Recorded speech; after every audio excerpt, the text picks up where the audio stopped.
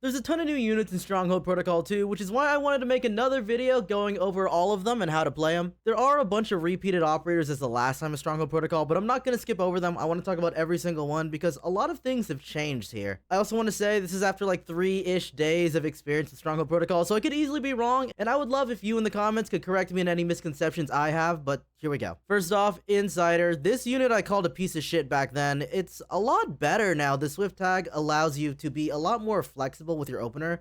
I feel like in this Stronghold Protocol, Swift is a lot more flexible, a lot better, and Insider lets you enable that trait. It gives you reason to play this past the very, very early game if you're not playing Laterano. When you're using S2, Laterano and Swift are a bit anti-synergy in that, like, if you have high stack Laterano, you have a lot of bullets, well, that means you're going to be stuck casting for a while with all the ammo. And then Swift doesn't really get that much efficiency, but early on, Swift does help. And if you decide to play S1, which I've never done before, so I don't know how good it is, but S2 has held me over and I've won a lot of games with just S2, so I figure it's fine. Use it against the Flyers, use it in Swift early, use it in Laterano early. Probably sell it pretty quickly. Lazy is pretty much the exact fucking same, except Yan kind of got hit by the hammer between all the nerfs. Pretty much the same job as before in that you would buy her to take up your Yan stacks, especially with like Investor and stuff like that. Pretty decent early game carry. Very useless outside of a Yan opener, truthfully. So if you know you're not going to play Yan, you just sell her off. And at the same time, she's also one of the first Yan you drop. So I'm not looking out to buy this unit in my early game unless I know for sure I'm playing Yan. So pretty inflexible, but not bad in the line. Vandella is a new unit in this Stronghold Protocol. It is a Victoria and aid, and damn is she very, very good. Not only because of herself existing, but just the aid tag. I feel like when you like pair her with like Pendenko or Perfumer, both of which are incredibly strong units that were added in this iteration, it's just kind of disturbing. And it's the whole package too. She's an early game incantation medic, so she is dealing damage while also keeping everybody topped up. If you can play Vandella with aid, do it. Skill wise, there's argument for S2 for S1 to keep consistent with the heals, but truthfully I don't think it really matters all that much. You'll play her in your early to mid game because you will play the aid opener for a while, and then eventually you may or may not drop aid. But if you're playing Victoria, you play this pretty much until near the end when you're able to get the really good Victoria unit. So this is almost a must buy if you have the ability to play aid early or have a Victoria opener. The job of Texas is a lot different in this Stronghold Protocol in that she has the solo tag, so she's able to just straight up hold the line. Plus 60% attack and HP is kind of a disgusting amount of stats. Then you just buy her to hold the line early, and then once you're ready, you're very happy to sell her to get the free refreshes. Anyone with a prep like this is incredibly strong and should be prioritized in your early game unless there's straight up no room to play her. And then in terms of just being a Siracusa unit, well, Siracusa is built around generating free refreshes and generating stacks based off of those refreshes, so Texas tends to be nice. You don't really play her in the late game in Siracusa. In the mid game is there to sit on your bench until you hit 6 Siracusa. Then you just slot it in for a big power spike and then sell her the first chance you get for the free refresh and to replace her with a better Siracusa unit. But yeah, pretty good early game unit. Anybody with the solo tag, you should consider just slotting in because it's a big ball of stats. Gummy, just a decently good flexible defender. You're not really going to play her past the early game, but as we know from IS, she kind of does everything. The issue with Gummy is that like if you're playing the 8 opener, then you should have sufficient healing, which makes Gummy kind of not that necessary. But of course, you could play some early Durable. Durable feels pretty splashable this Stronghold Protocol, so I don't hate it. Gummy's not bad. Pendenko! This unit is broken. Obviously part of the aid opener, so it's already part of a very strong early game start. And Pendenko does CC and deals good damage. So just generally speaking, the whole package, a really, really good unit. You're going to play her for a decent while because 8 opener. You're going to hear me harp on the 8 opener throughout the entire early game. Indigo, this unit is so disturbingly good. If you remember previously, Gitano had all the economy traits. Well, Indigo has all the offensive traits. Precision Arcane is just such a wildly powerful set of alliances to have because this lets you pretty much go anywhere. Arcane lets you play like Siracusa and Yarag and stuff like that. Well, Precision lets you play Laterano and Sargon. So basically Indigo, while having a decent attribute, is also a really good trait bot in that she has traits that helps you scale into the late game because it's really easy to add +1 precision, +1 arcane on top of her. Plus, she just deals a decent amount of damage. It's nothing insane, but there's also a bit of CC included with the bind. So Indigo, a really good early game unit that you should pick up if you can, and is extremely flexible and can go into almost everything. Wildmane, another early game Swift unit, which is really good because Swift feels so good this Stronghold Protocol, and is just generally a really strong early game, sometimes player in the mid game. Like, this Lance Charge thing just buys so much time. The push is actually very good. You just keep juggling the enemy to let your other DPS do a lot of damage. Really, there's the early Swift and Kazimierz driver. If you're gonna play either of those comps, you should play Wildmane for a while. And if you're not playing either, you can just play Wildmane early, and she will save you a lot of HP. Really strong unit. I feel like, generally speaking, a lot of these units in the early game are really good this time around. I've kind of been a broken record so far. Matterhorn, fairly okay, is just a big ball of defensive stats that won't go down, which is very cool, just doesn't do that much damage. When you think of other units in this pool, like Gummy has a dual purpose of healing, and the next one with Underflow also deals a lot of damage. Unit is kind of whatever. What's good is that obviously you can activate Yarag early, and Durable is just a good splash, but this unit is only okay. I'm not going out of my way to buy Matterhorn. Underflow, went from tier 2 to tier 1 and is honestly fucking absurd. Her skill is a pierce, so she actually deals a lot of damage, is able to do a lot of crowd control in the early game and early mid game. Issue is, of course, she has the Aegir trait, so if you're not playing Aegir, you're kind of selling her off decently quickly because she is not flexible in the slightest. No reason to have her on your board once you're starting to activate your alliances. This attribute really doesn't mean that much. But yeah, also reveals Invisible, which is a decently nice tech early on. So just use her as an extremely strong early game carry and frontline duo, and then move on with her as quick as you can. Province, really good unit. In the same vein as Texas, you're kind of incentivized to buy her early, even if you're not playing Syracuse, because you get value in the free refresh here. In terms of being a actionable unit on the board, she's okay. I personally use S2.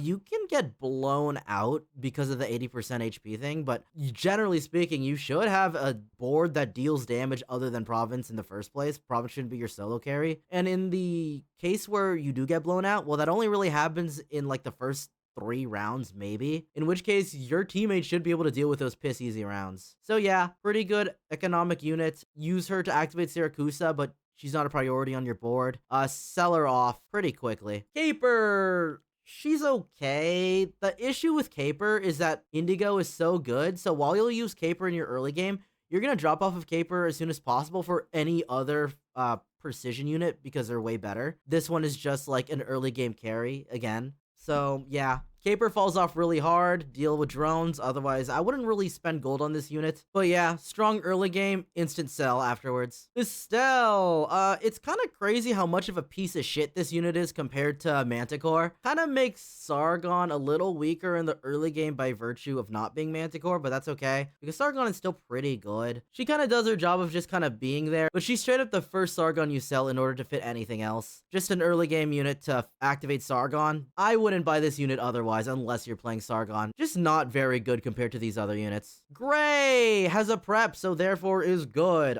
This is a unit you should buy. I will say though, Agile kind of got hit with a big hammer since the last Stronghold Protocol, but if you're able to activate Agile, then this should be on your board. Agile is of course going to be a very powerful alliance despite the nerfs. And then Gray does okay damage, has a bit of CC with the slow, but is generally speaking not there to be your carry, is mostly there to be a trait bot, just to have Agile active. If you find a better Agile, you'll sell Gray off pretty quickly, but if you have a pretty decent opener for it, then you should pick the unit up. Utage, really there to hold her own in the early game. I don't particularly like raid openers that much, but it is decently strong. I think the only reason you really play this is if you're playing Kazimierz early, because you do want to play raids and get that stacking a little bit, but generally speaking, you're gonna sell Utage very, very quickly. Just use her in the early game, then sell her. Liskarm, a way to generate resilience early, so she's actually not that bad when you're playing like Kazimierz and Aegir, and she does an okay amount of damage and tanks a bit, so I don't hate this unit. Generating SP is always cool. Will probably be on your board a little bit, but is not nearly as strong as any of these other crazy early game units. You could get rid of Liskarm pretty quickly when you find a better resilience. Alright, on to tier 2s. Executor is quite a bit better than he used to be. Instead of doing some fuck-ass positioning, you now just defeat an enemy and get some stacks for both Precision and Laterano. That's pretty cool. So this will be part of your Precision opener. So you'll combine that with Indigo or Caper, preferably Indigo. And then you can kind of move on to Laterano. A lot better than before. Next up is Grain Buds, kind of replacing Wan Qing from the last time. You're gonna make use of this attribute pretty well. The issue is, again, Yan kind of got hit pretty hard in general, so it is a little bit more inconsistent. This attribute is still good for it. Plus you have Agile tacked on, which is always nice. This S2 actually does a decent amount of CC, and I've saved a lot of life from it too. So if you're playing 6 Yan, this will be on your board almost the entire game. If you're not playing 6 Yan, you can just kind of throw this in early, have it CC some units, maybe tick up Agile a bit, but then move on with your life. This unit isn't particularly insane. Papyrus. This is one of the major stack drivers for Sargon. So you want to play this as early as possible to generate as much stacks as possible. I will say Sargon has its stacks pretty spread out a lot more than before, and Papyrus is one of those heavy hitters. So yeah, a very core key unit to play. Outside of Sargon, I mean, you can just heal a little bit, but you got to get rid of her quickly for an actual unit. Bubble, she's okay. Taking Heavy Rain's place, you're kind of just there to create a wall and activate Sargon early, but I tend to sell Bubble pretty quickly. I don't particularly care to play Durable for too long in that line.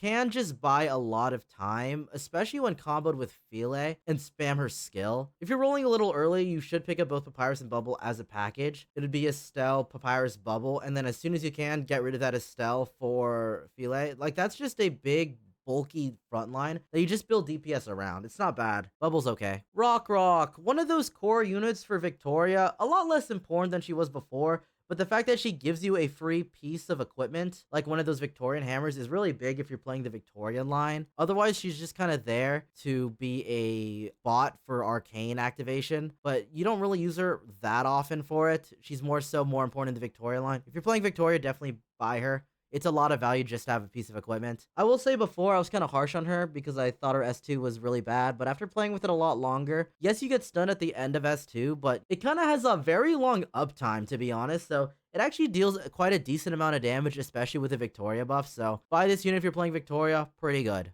Gravel, got a buff in the sense of Kazimierz traits, so she's actually a lot more flexible than she used to be. The only issue is that she lost Raid, which kinda hurts, but at the same time, picking up Kazimierz is really good. There's like 2 or 3 ways to play Kazimierz. One is Resilient stacking, the other is Swift stacking, the other is Raid stacking. I like Raid personally, which means it's not that important to get your resilience up. But if that is your strat for either that or Aegir, then this unit is extremely core. Kazimierz, of course, you get more stats for every redeploy. Well, Raid counts for that deployment, so I don't actually care that much about Resilient. But there are Resilient-focused ways to play Kazimierz that makes this unit extremely good.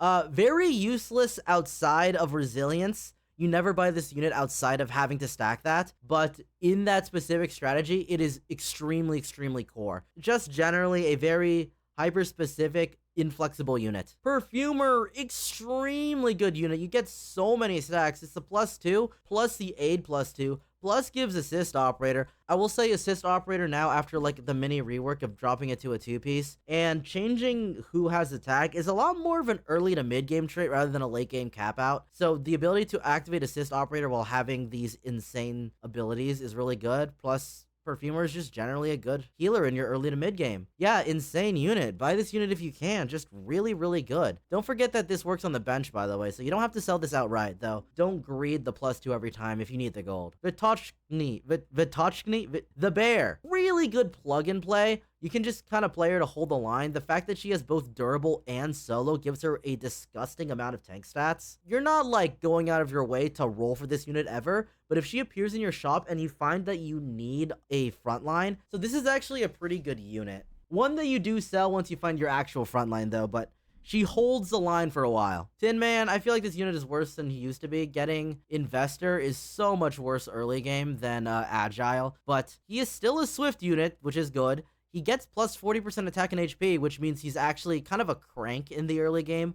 is the whole package of a unit dealing good damage while also healing. Like, Tin Man is way better early, it just doesn't scale as well without Agile, so this is a decent buy if you need both a healer and some extra damage. If you're playing Yan, like, you do kind of need the investor, but otherwise, this is just a way to activate Swift while also having good board presence. But the issue with Tin Man is that he doesn't really help you stack himself. You'd rather play TP because that's just the way better alliance spread. But Tin Man, of course, is just a strong combatant, so you're never mad to have him on your board. You're just kind of selling him off a bit early. Silence! They didn't really change Silence. The issue is that, like, the aid opener is just better, I think, than the Silence as a medic with Foresight. So I feel like you're just over indexing and healing if you're playing both that and aid, or you're just not playing aid and then you're just weaker. So I don't know. I'm not really trying to stack Foresight these days unless I'm playing Yan or maybe Laterano, but a healer is a healer at the end of the day, you know? Herald actually has a lot of stats with the combat attribute.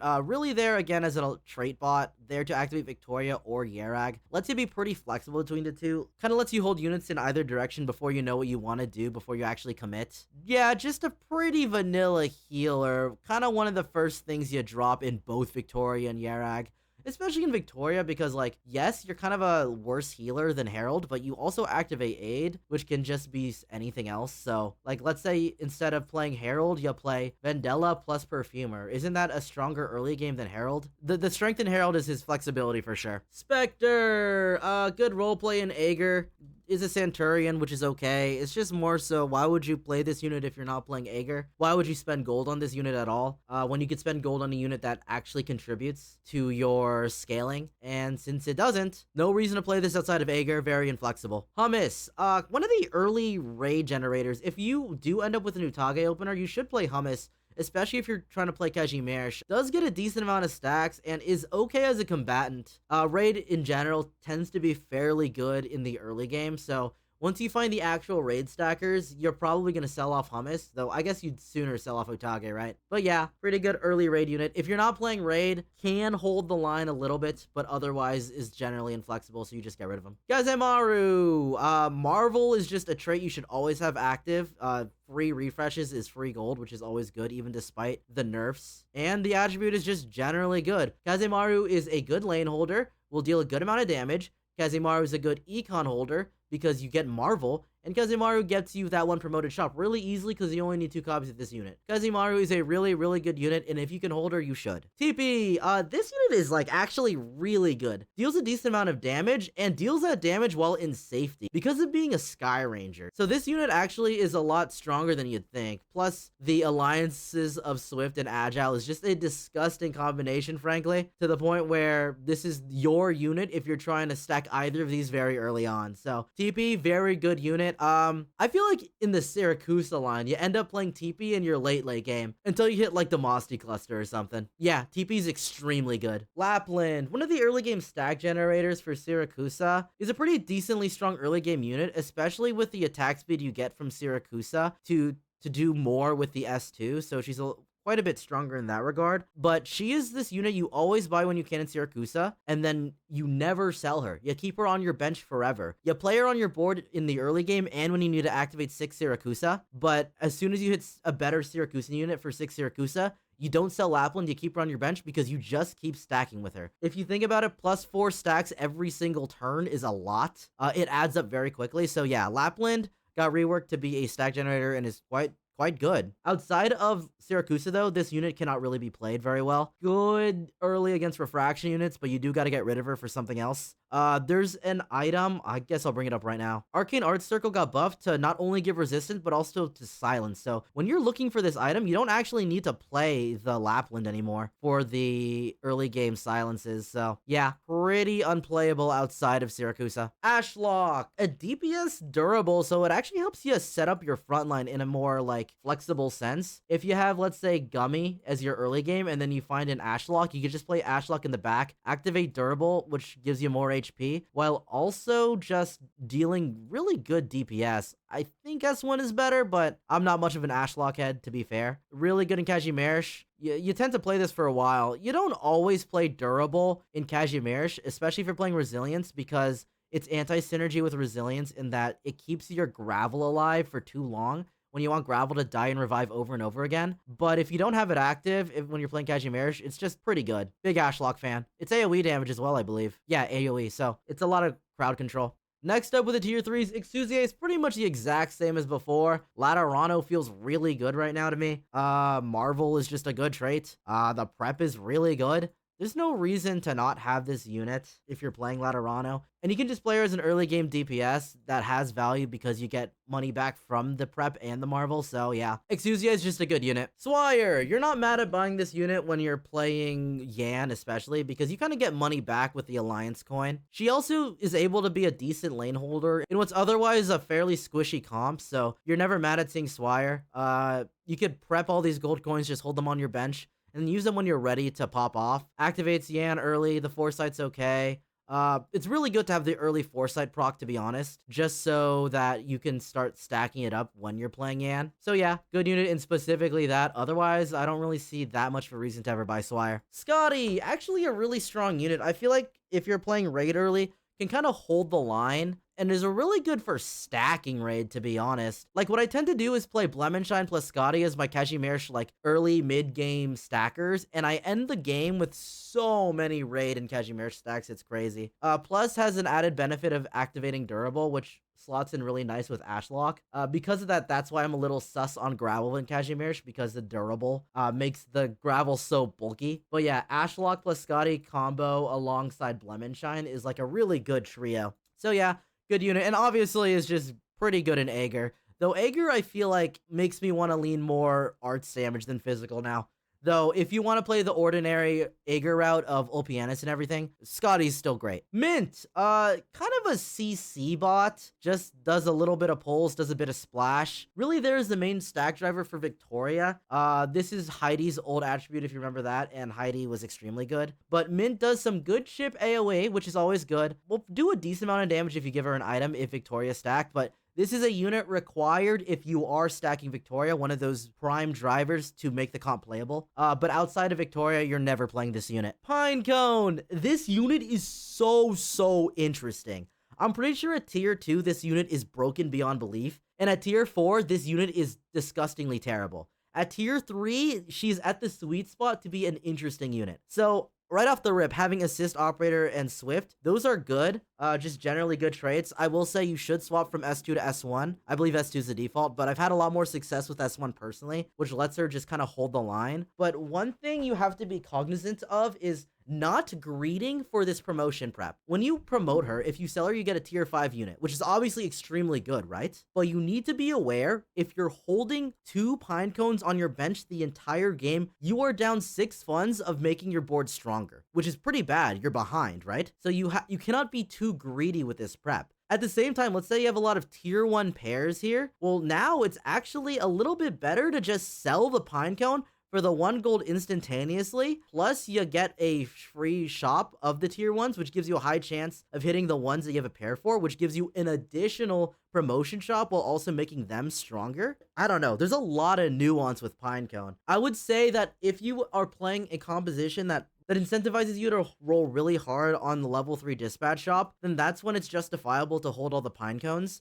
and then go for this insane thing. But if you feel you're going to push for shop level 4 in like a round or two, then I actually don't think it's worth it to go for this elite, and rather you try and find a better use for your funds. But yeah, incredibly interesting unit, one that I buy every chance I can if I'm able to afford it. I'm not like greeting for this. Again, be very careful of greeting for this, otherwise you're down so many funds and your board is dramatically weaker for this greed. Next up is Blemenshine, pretty much exactly what I said for Scotty, one of the early game drivers for Kazimierz stacking.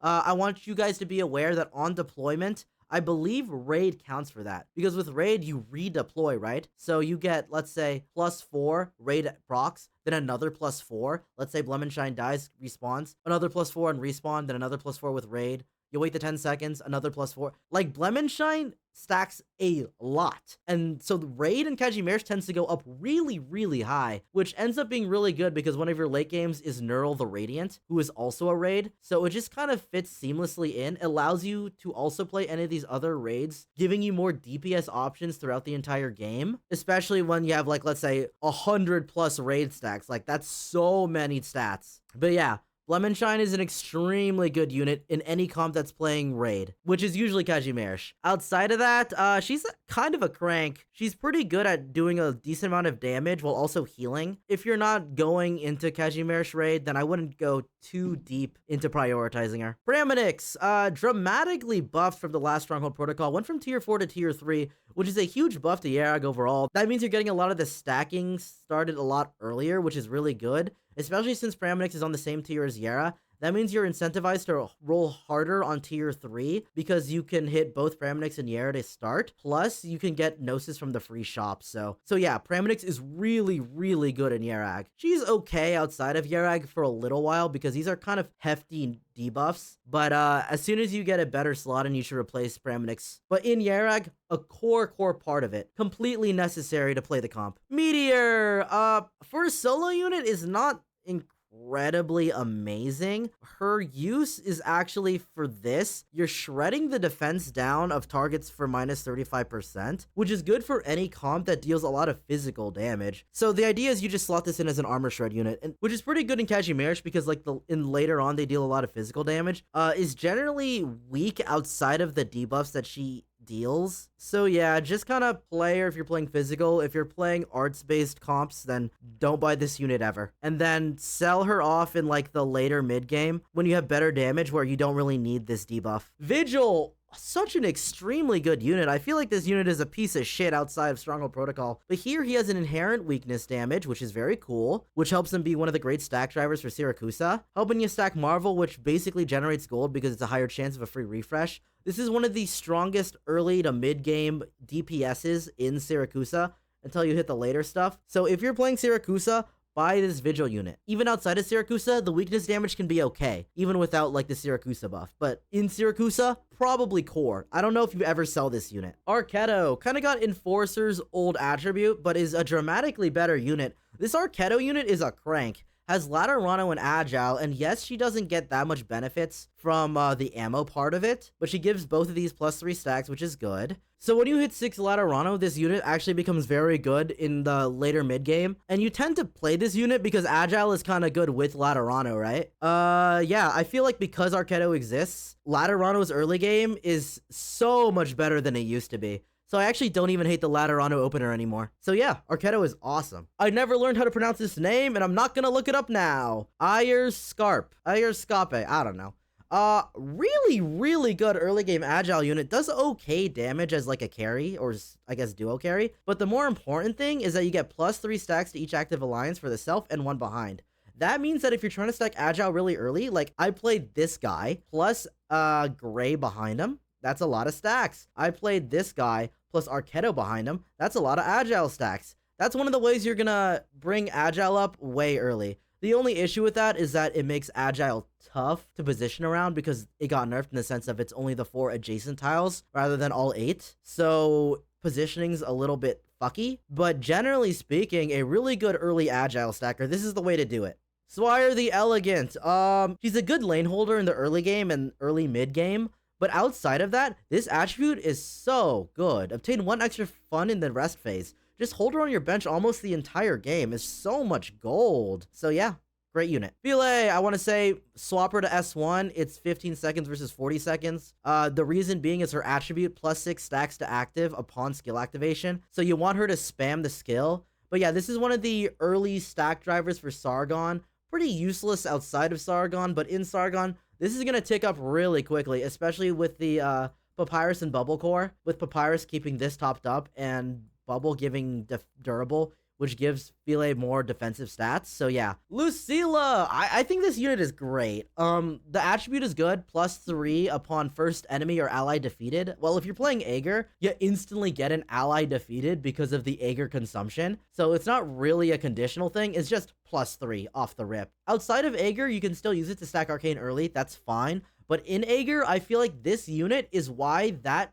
line is dramatically more consistent, because instead of playing around the Ulpianus bullshit, you can play around Lucilla, you can play around Mizuki, who got buffed, you can play around Gladia, who does arts damage, and you can play around Scotty. It's like a very seamless curve. Where's Scotty? Scotty, this Scotty. It's like a very seamless curve. So I actually really like the arcane variant of Aegir now a lot more than the normal one. But yeah, Lucilla, good unit. Snow Hunter. Snow Hunter. Losing to Fawn kind of makes this unit a little bit worse, but okay, if you're just playing Precision, the unit is good, right? You can play Snow Hunter, which lets you play Leonhardt, which lets you start stacking Swift, which lets you cap out with Degen Breaker spam and Silver Ash Altar spam. So yeah, this unit is pretty good. We'll deal a decent amount of damage outside of... Basically, if you're playing Precision, you're allowed to play this unit and she'll do some decent damage. Minimalist, that one attribute of cost 1, so it's essentially a free unit. So you should buy this unit every chance you get because he is free. Same stat line. Sargon Agile. Agile's really good. I will say with 6 Sargon being on cast, S2 is very, very good because you spam cast. So you start ticking Sargon up pretty quickly. Minimalist is a high value unit in general, in and out of Sargon. Kuara, Jane Balance Thrash herself. Went from tier 1 to tier 3, and what's crazy is I still think she's good enough to play. She got the Resilient tag, which helps you stack that up early. Like, let's say you find, you're trying to stack up Resilience through Gravel. Well, if you find Kuara, that's really good because Kuara can buy you a lot of time. Having both defensive attributes can be a little bit anti-synergy within themselves, but that's fine. At the end of the day, Kuara is a big, beefy tank that is fucking immortal. Yeah, good unit. Vulpes Foglia. This is one of the most important units in Siracusa and gives you so many stacks. Plus 6 stacks is insane. So you just buy her if you're playing Swift, and Swift is fairly common enough now.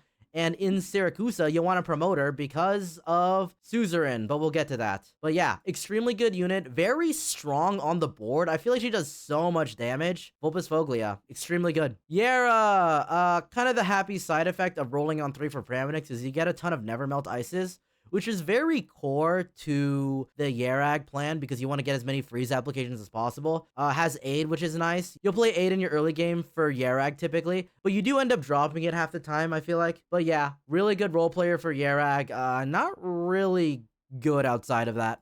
All right, time for tier 4. It's Gramps, same as before, extremely tanky. The frontline stabilizer of the Laterano comp. Really, you could play him as a frontline in any comp, and he'll hold the line for quite a while until you're ready to sell him for a better unit. So extremely good. Buy him. Ines, with Foresight being nerfed, this unit is a little worse than before, but a raid unit is a raid unit, and generating gold from Foresight is generating gold from Foresight.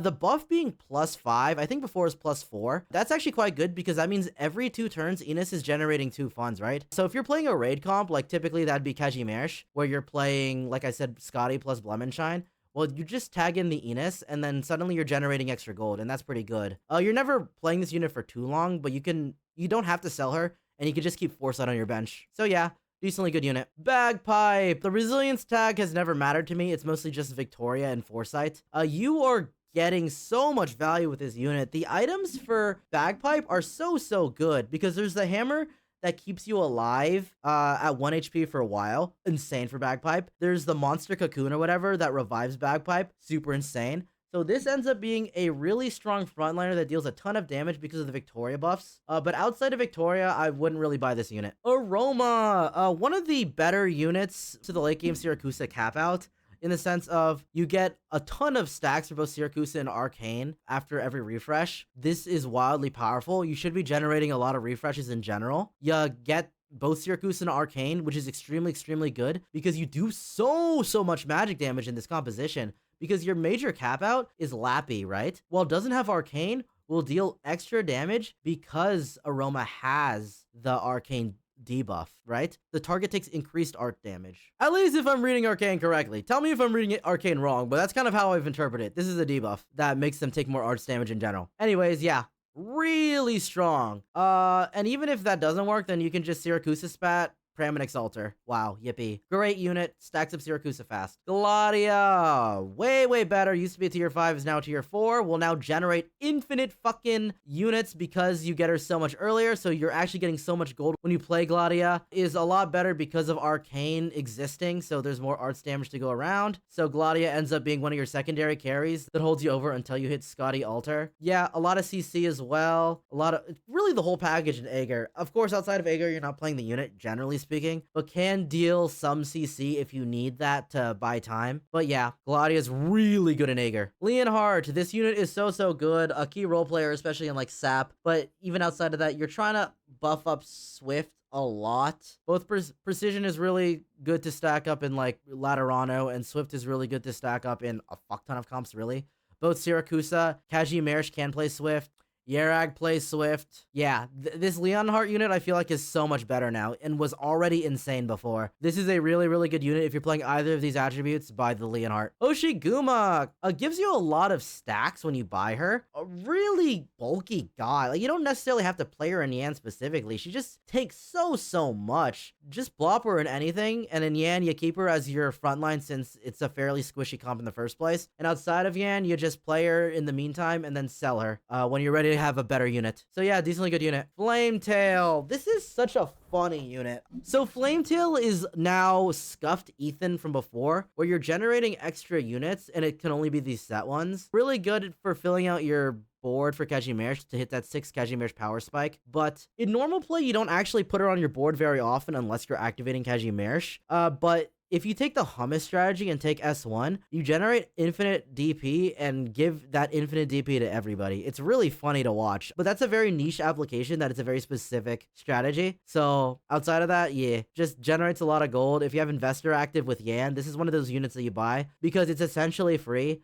1+1 plus Investors an extra, so +2 units. So spend 3 gold for 3 gold. So yeah. Philopsis is buffed from going tier 5 to tier 4, has 8 agile, which is just a really good stat line. Has the when entering rest phase attribute, so that is just generally speaking good for any comp that uses it. Like for example, Philopsis can like generate more refreshes with Texas Altar, can generate more equipment with Catherine, can generate more agile stacks with Arketo. So there's a lot of utility there. Like 8 is just a good early trait. Philopsis is a really good healer as well, generates SP, kind of the whole package, a really good supportive unit. Gaviel the Invincible. So this is why I say that Sargon has its stacks like more spread out rather than only being in one unit in Passenger from before and now TT. You get +9 stacks on skill activation. This activates a lot. So you kind of end up at the late game with already a ton of Sargon stacks. Between Gaviel, Papyrus, and Philae, you just kind of get a ton of stacks. So the Sargon line feels a lot more consistent, plus Gaviel's just a decent lane holder. Deals a good amount of damage, and yeah, Centurion gets a lot of healing increased, so will usually be topped up. Civilite Eterna got a major buff, went from tier 5 to tier 4. Lost Marvel, but kept Assist Operator. This is why I think Assist Operator is a really good mid-game trait, because even though you lost it on Lumen and Ea Fiala, having it on Civilite Eterna and it being a 2-piece means that you can play Civilite Eterna plus like Suzerain or Pinecone or whatever, really. But Civilite Eterna is really good for stack generation. Like, for example, you put this in front of a Praminix or a Silver Ash because it just gives them 1 additional stack whenever something freezes in front of them. But yeah, extremely good unit. Really good healer too. Keeps everyone topped up a lot. I find myself buying Civilite Eterna quite a bit. Yeah, great. Mostima. I kind of feel like the Arcane part of her is useless. I don't know what I'm missing. It's kind of there as a trait bot.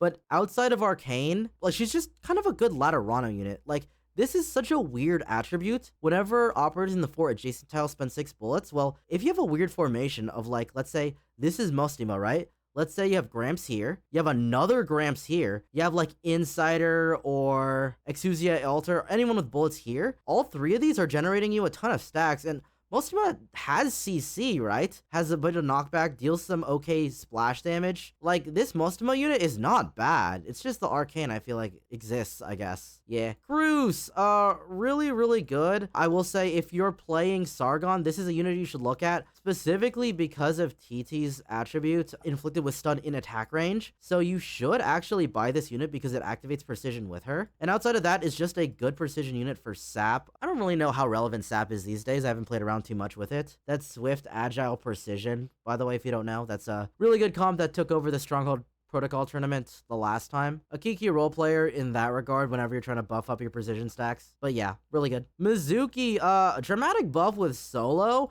and the existence of Arcane being built into Aegir with Lucilla. So now Mizuki is a very good mid-game carry that really holds the line until you get to the late game, right? You just basically duo carry Mizuki with Gladia, and you are so incredibly powerful. If there's one thing that pushes that over the edge, it's this Trench Test Subject. You just get so many stats on your Mizuki. But yeah, incredibly powerful unit in Aegir now. Catherine, a bit odd. She is the agile unit now and gives you a lot of barriers, so it makes your front line a lot bulkier. Like you can put one in front of Bagpipe and one other person just to hold the line in Victoria. But what's interesting is her attribute. When entering rest phase on odd-numbered rounds, you gain a random piece of equipment, which is obviously really good in Victoria because you need equipment for the buff. But if you get this unit too late, then it's not very high value, right? Like, let's say you finally hit your Catherine at round like 9 or 10. You're not getting much equipment now, right? You're not farming that, which makes this unit dramatically weaker. You don't necessarily have to play agile with it. You could play, there's a million other ways. Like you could go more into precision, for example. So if you don't have agile stacked, don't go out of your way to play this if you're getting this too late. But obviously if you get this early, even outside of Victoria,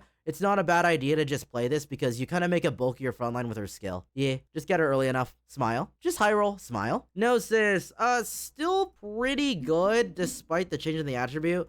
Like, +5 is obviously good to both Yerag and Agile, but when you lose out on the SP generation of a combat attribute, which means the freezes happen a little less frequently, which means you're generating less stacks, which is okay because you're still getting the stacks.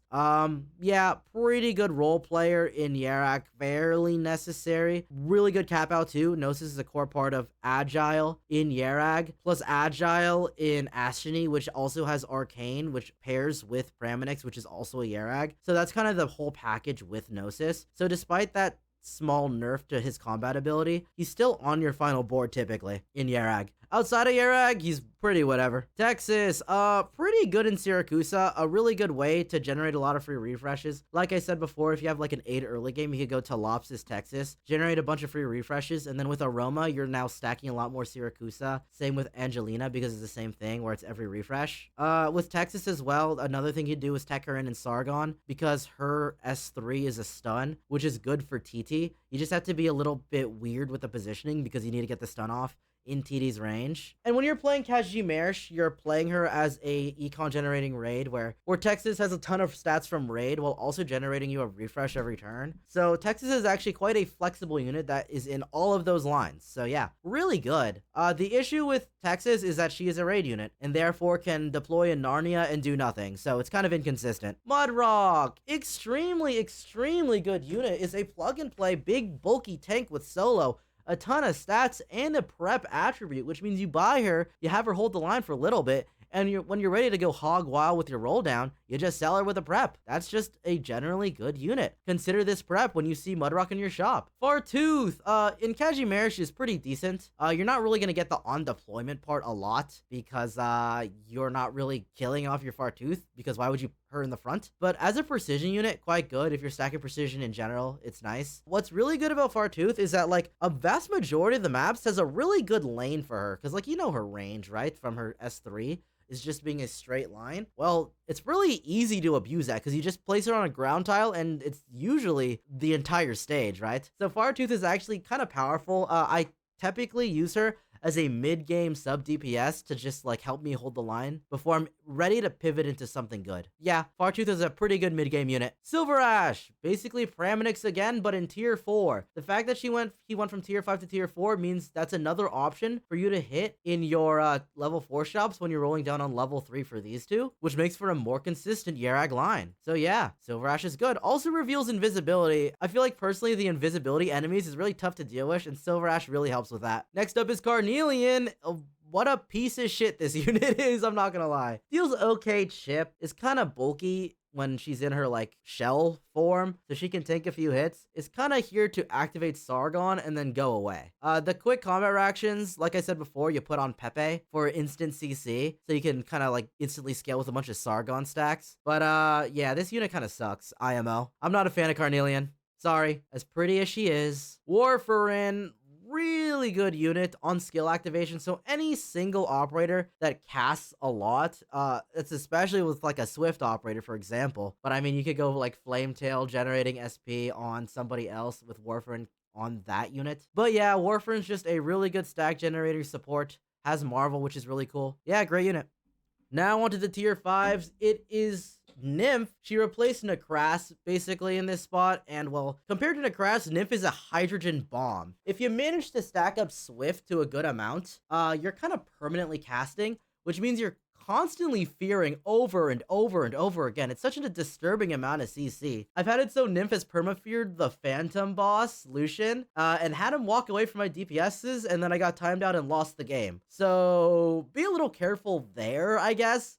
But generally speaking, yeah, that CC chain is so absurd when you have high Swift. Part of your Swift cap out in any comp that uses it. Next up is TD, taking Passenger's spot from last time, where TD is one of the major stack generators of Sargon, also stacks a Precision, which is really, really good. In terms of purely the Sargon stacks, like I said, it's kind of been spread out quite a bit, so it's fine to not stack that much, especially since she's pretty inconsistent. Like, you can only stack this 24 times. It's only when a sleep or stun happens, and the skill is not that like frequent, right? I feel like S2 you just get blown out sometimes, so you just don't click it. But S3 is pretty good. You just have to be careful. Like I said, those combos with like Karus or Texas, maybe even Grainbuds if you're a fucking freak of nature. I don't know if you want to put sleep there. But TT will try and get your precision stacks up in time for your late game cap out with Passenger. But yeah, TD is pretty key in Sargon. Outside of Sargon, I mean, she's fine. She'll put him to sleep and activates Precision. Cool. Opianus, one of the potential cap outs for Aegir. I'm kind of a little lower on Opianus than the last Stronghold Protocol because I think the Arcane setup from Mizuki and Gladia straight to Spectre is just and more consistent. But that doesn't mean Opianus is suddenly worse now. So you can play this line and he is insane if you get him all stacked up. Just a crazy ball of stats. Next up is Surtur. When you're playing a raid comp, she really pops off, gets a lot of stacks, does a ton of damage, and if you manage to get Arcane splashed in, the Surtur's gonna pop off even more. Generally a pretty good unit, can kind of like hold the line, plug the bleeding if you feel that you're weak, and can be a decent role player in like the Kazimierz comp, for example. So yeah, pretty good. Suzerain, a significantly better unit than before. Has Siracusa, so you know, contributes to that 6-piece, which is always good. Has Assist Operator, and Assist Operator is a 2-piece, so it's a lot easier to activate that. But this attribute is so crazy because Suzerain shares the Siracusan trait with her mom, with Suzamom. So what you do is you promote Suzamom. You have Suzerain set on this for the when obtained, so you get plus 12 every single turn with Suzerain on top of her. And there's obviously the old bread and butter of Suzerain plus Yera to generate infinite Nevermelt ices. Like, that still exists too. So like, Suzerain is significantly better than she used to be. Great unit. Dusk, IMO, I don't like her as much as Lyn because, you know, Agile is just such a disgusting trade, but Arcane is not bad. I've seen quite a few games of, there's the Ordinary Yan Investor Foresight Exodia, which is obviously good, albeit pretty inconsistent. But there's also Yan Arcane, which I've seen quite a few times, where you like end off with Dusk plus Praminix Alter. Sometimes you Yan the Mosti cluster, the Praminix, and that's a pretty good cap out. I've seen people have a lot of success with S1 plus the attack range module, so pretty strong there. Generates you a lot of stacks, especially if you have Infestor running. Like, let's say you have Investor plus buying a few Flame Tails. Well, that's 6 times 2 is 12 for both Yan and Arcane. That's pretty good. I think you're probably more incentivized to just play 3 Yan and go off with all the Econ stuff and Arcane around it rather than going 6 Yan, but obviously 6 Yan can hold the line if you feel weak in a pinch. Silver Ash the Rainfrost, another Silver Ash, more stack generation, which is crazy, a Swift unit, which is great, which pairs well with Degenbreaker in Yerag, and even outside of Yerag is just, you know, good Swift units. There's a bit of nuance to this unit in that the skill usage, like obviously if you have Swift maxed out or whatever, then S2 is just gonna like permanently cast, but there's like a argument for taking S3 because of the fragility, because everything else is already giga casting, right? So you may as well do that. So I think this is a preference thing. If you play more into Swift more often, maybe you do S2, but as a generalist, I kind of like S3. But yeah, preference. Do what you want there. Mountain. I've personally had more success with him on S3 rather than S2 this time around for whatever reason. Pretty much very necessary to activate Investor. Did get nerfed from going from tier 4 to tier 5, so getting this Investor Exodia active is a lot tougher, but core to that strategy. Can hold the line a little bit as well because he's just a big bulky guy. So yeah, Mountain's okay. Angelina, fairly useless outside of Siracusa. Does have a bit of CC, but like this is kind of like dramatically buffed with the amount of attack speed you get from Siracusa. And you just generate such a disgusting amount of stacks. 4 times 12 if you go to the max is 48. That's kind of absurd. And you have ways of generating refreshes, right? Whether it's Suzerain plus Texas Alter, or you're constantly buying a bunch of provinces and OG Texases. Plus, you just have, in general, a good amount of gold later into the game. So you're kind of getting a lot of value from just punting your gold away. So yeah, Angelina just generates so many stacks. Really good for Siracusa. Record Keeper, kind of just a decent vanilla healer at tier 5. Is your sustain in this comp, gives you a lot of stacks. If you get like Investor and stuff active with like the Foresight Exodia and stuff, like you can generate a lot of Ganon Marvel because it's actually quite a big value here, right? And if you get a lot of Marvel, well, Marvel generates you a lot of gold, so it's quite good. And specifically and Exodia, outside of that, it's kind of a shit unit, I think. Executor Alter, one of the key role players in Foresight Spam and Laterano, or both, depending on what you're playing. He got dramatically nerfed. Hit with a million tiny hammers in that he now has a cap, can only trigger 7 times rather than going infinite, which is quite severe to be honest, because let's say you have an E1 Executor, right? 3 times 7 for 21 Foresight stacks. Well, Foresight got nerfed to be 150, plus it's -1 funds rather than set to 1 funds. A lot of Executor's benefits got hit a lot. Realistically speaking, you're still generating, like, let's say you do get to the max 21. Well, that's plus 4 funds a turn. That's really good. It's plus 49 Laterano stacks a turn. That's really good. Obviously, you don't always get that max cap every single time. Like, you just randomly die to shit or you don't attack anything. But in Laterano is still a key role player. Still very, very good. Even if not, like, an absurd Exodia. Blaze the Igniting Spark. Weaker? Not because she's weaker, but because you lost the OG Blaze from the first Stronghold Protocol, which you would sell to cheat out this Blaze. Now it's a little inconsistent to hit her. Still a really good DPS in Victoria. With the Blazing Hammer specifically, this S3 is so disturbingly good. And then in Yan just kind of like holds the line as another DPS on top of the Dusk. Can kind of just duo carry, especially with Arcane allowing you to deal more damage with Blaze's arts damage. So yeah, pretty good unit. And Telekia, I think this unit is so good. I want to say, if you're playing Yarag, there's argument for S2, because this is kind of like playing Ascalon with Nevermelt Ice. You just put the ices on Entelekia, but outside of that, I think S3 is really good, and also I've been told repeatedly and yelled at to use Module Y. So use Module Y. But yeah, Agile is just a really good trait. This Resilient exists, I guess. I'm not really ever playing this for Resilient. I can't think of a single case where I've had to, but the Agile is good. You splash in a great trait, and Entelekia just like a plug-and play. You're struggling in your mid or late game, you just put an Entelekia down, and she deals so much damage, especially because of her attribute. For every 3 stacks added to a core alliance, well, she gains so much attack off that. Like, say you have like 200 Siracusa stacks, well, you plug in an Entelekia with the TP, who has Agile, so you have a ton of attack speed, plus the Siracusa stacks giving a bunch of attack, and yeah, you just kind of hold the line with her. Incredibly strong. Horn, not that flexible. I don't really see a reason to use her. Like, you can kind of splash her and whatever, but I'd more so only buy her if you're playing Victoria.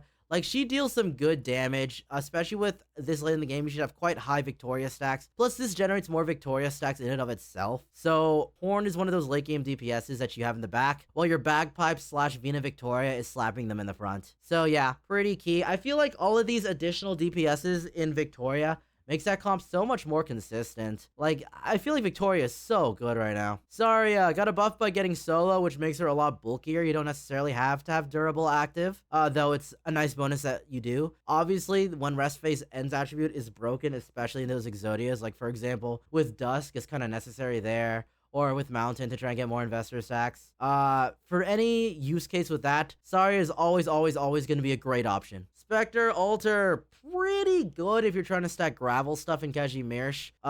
Aside from that, is mostly only played in Aegir. Yeah, fairly inflexible. It's only those 2 things, but does generate a lot. Pretty good unit. Thorns Alter, decent unit, I think. Like, obviously, this attribute's always going to be good. Having Marvel's always going to be good. Swift is always going to be good. But there's so many good, like, Swift units now that it's hard to, like, am I really going to play Thorns over Nymph? Like, Nymph is everything. I guess if you don't have enough Swift stacks, but, like, Nymph also generates a lot of Swift stacks. So I feel like by having better options, Thorns is kind of meh. but Thorns gives you added survivability in his S2 in that it like heals the entire board. So, you know, there is reason to use him. Just be careful when you could just play a better unit, depending on the situation. Melnar, completely inflexible, but is really, really good in Kazimierz. You get so many stats. What I like to do is give the Mosti Cluster plus the Raid Grenade, which makes Melnar a Raid, which gives them even more stats. So Kazimierz Raid. It's really funny. But yeah, one of the key cap outs for Kazimierz, not really played outside of that. Centella, one of the options, by the way, if you're playing Yerag, because Centella freezes with her S2, right? So if you have Centella with Praminix or Silver Ash or whatever, you can start generating stacks that way. Mono Foresight, which is a little bit weak, but is good for generating... Where the fuck did she go? There you are. Which is good for generating gold, obviously. Like, if you read this, when entering and ending, that's +8 stacks every turn. If you manage to a leader, that's so many. +16. You're just generating gold with her. The issue is, like, obviously you have to have her on your board for this, which is tough. Because this late in the game, Centella is now competing with other slots, right? Because, like, yes, you could play Centella for this, or you could play Silver Ash plus Praminix plus Gnosis plus Ascalon with the ice or Entelekia with the ice. Like, it's just hard for Centella to compete with the slot, I think. But otherwise, it's just a good gold generating unit if you get her fairly early. Like, if you do like the Pinecone thing and you get Centella, you're not mad. You're getting a lot of gold, right? This is custom, so moving on. Tier 6, Lemon is the exact same as before, generating a lot of stacks for both Laterano and Precision. Is a late game cap out for Laterano, does a fuck ton of damage. I kind of have been subscribed to just using S3, because if you're in a bad spot in the game where you don't have that much Laterano stacks and Lemon saves you, and if you're late in the game where you have too many Laterano stacks where Lemon takes too long to cast, well, you should have other Laterano DPSs between Exusier and Arketo and Executor. So I kind of become an S3 Andy here. Next up is you, just a defensive battery for Yan, by generating a tailored operator because it's from the alliance with the most members in your squad, so that's always good. Just a pretty good econ cap out. Really helps you hit those pairs, get you those upgraded shops, generates gold, kind of the whole package there. It's like one of those units that you fit in the Exodia Yan thing, so yeah, it's generally pretty good. Passenger's roles completely changed from the last time. Rather than being a stack generator, is a complete DPS.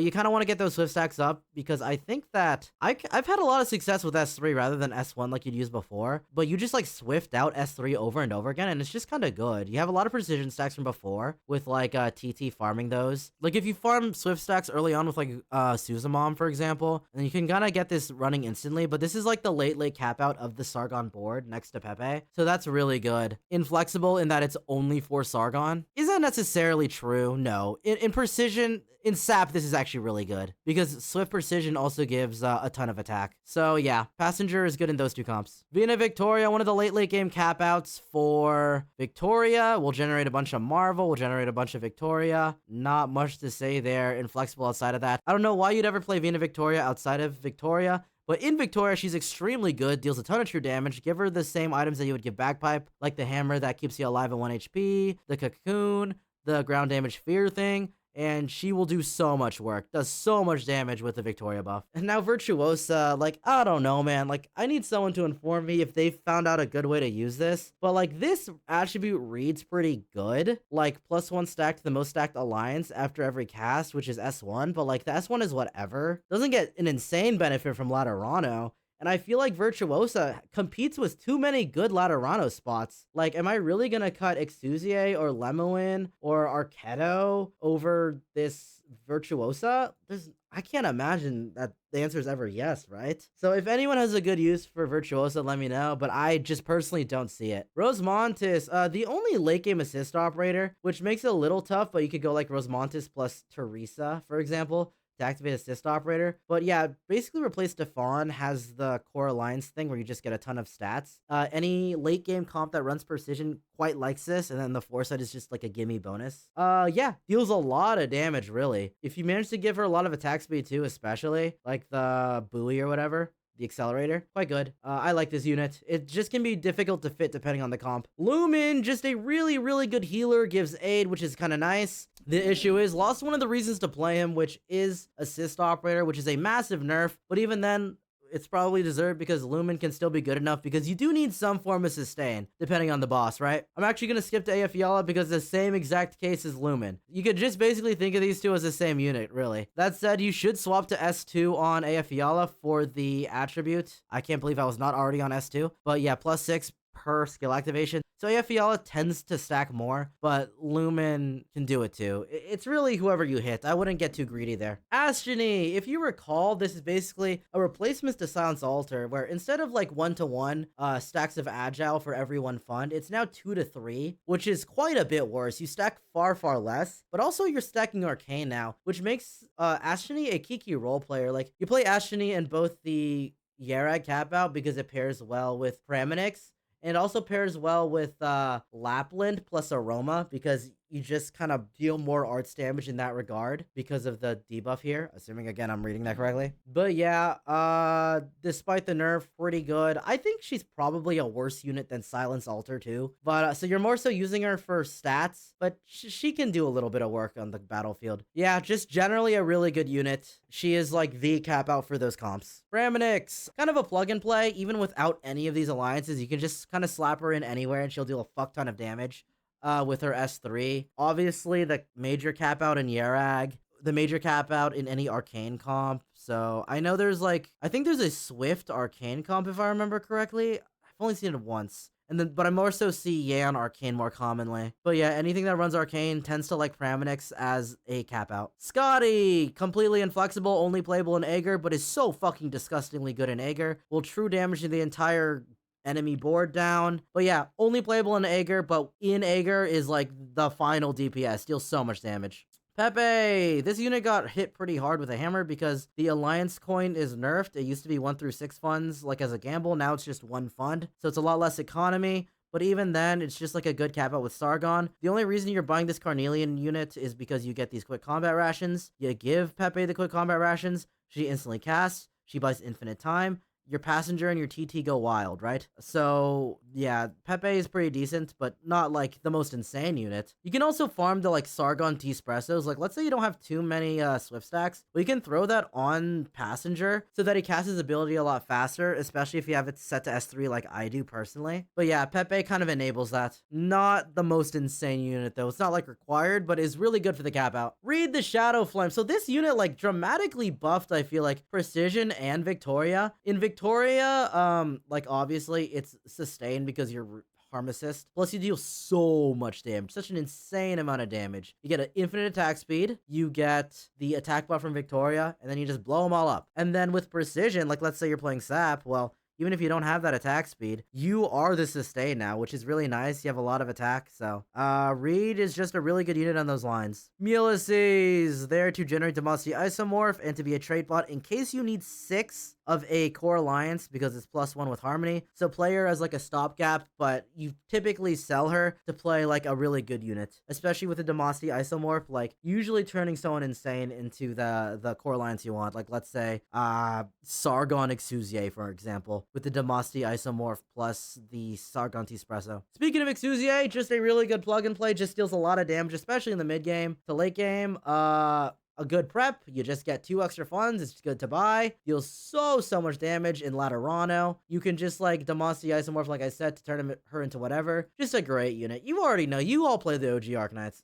Chubai, I'm actually not all that high on this unit, but she is quite good. There's like debate between S3 and S1. I think S1 might be a bit better, especially if you're playing some kind of attack speed build, because especially with this attribute, I think you need like some kind of agile thing probably to give her the attack speed. That's like the major thing. If you can get Chubai to an insane enough attack speed, then S1 is wildly better. But if you can't, then you should just use S3, I think. I'm not sure. But yeah, kind of a hard to use unit because of that, but is part of the cap out, deals a decent amount of damage. I'm not people pogging when I see this unit, but does a good job. Neural the Radiant Knight, the key cap out in Kazimierz and raid comps, especially in raid. Because you want to use her in raid, I actually use S2 rather than S3 because she'll just instantly unredeploy, and then because you're playing Kazimierz typically, then the redeployment time will not be expended. She'll come back and get the Kazimierz buff, and she'll just do that over and over and over again until she gets this most absurd attack buff here from the 20% on. Really good late game cap out. Like I said, Neural plays really good as the cap out from the Blemenshine plus Scotty transition in your mid game, and then you end off with the Neural plus 6 Kazimierz. It's just really good. Then you cut the Scotty for this. You could also raid Demosty, the Malnar, stuff like that. There's a lot you can do, but I think this unit is really good. I will say though, I haven't tested the S2 that much. S3 I've tried also with the raid comp, and it's very good. So I think they're both very good. It's probably a preference thing. I'm just trying to test out S2 a bit more. Dagon Breaker. She got Kazimierz added on top of just Yarag and Swift, which is like just more flexibility. You like player in Kazimierz. There's like a Kazimierz Swift board specifically where she just keeps permacasting S3. There's some debate to S1 I've seen. I'm not sure. It's up to you, but I just like S3 because it's flashy and fun. Yarag Dagonbreaker got dramatically buffed because of the existence of Silverash Altar, also having Swift, so that's an inherent Swift. When before you might have a tough time adding Swift in, now it's a lot easier. With Kazimierz, like I said, there is a Swift Kazimierz build rather than a raid one. You can go that. It's pretty good, I hear. And there you go. That is every single operator in Stronghold Protocol 2, other than like the customs. Do whatever the fuck you want. I like Chen 3, I like Ascalon, and then I do whatever else. I heard Wang is good too. I just like Viviana. I'm trying to churn out this guide and the Core Alliance guide in the next few days because if you've seen the news, I was successfully accepted into Boxbox Bootcamp, so I will be competing against a bunch of huge streamers in a TFT ladder race to the top. You know, the biggest auto chess in the world, which is what Stronghold Protocol was based off of. So I'd appreciate if y'all cheered for me because I am repping the Arknight's community. Anyways, peace out. Thank y'all so much for watching. I'll be back later. See ya.